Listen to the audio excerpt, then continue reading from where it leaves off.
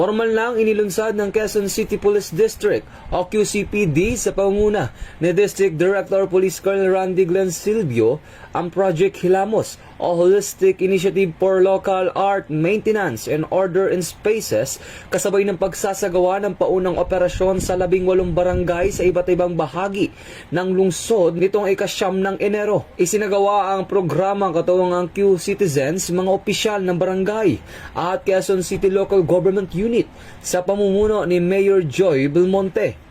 Layunin nitong panatiliin ang kaayusan at kalinisan sa mga pampublikong lugar, maiwasan ang vandalism, at isulong ang ligtas at walkable at child-friendly na kapaligiran. Sa kalaw ng unang yugto ng operasyon ng mga pangunahing kalsada, paaralan, park at pampublikong pasilidad sa Quezon City. Ang Project Hilamos ay kaakibat ng Upland Dignity ng DILG at sumusuporta sa City Ordinance laban sa vandalism at paninira ng ari-arian.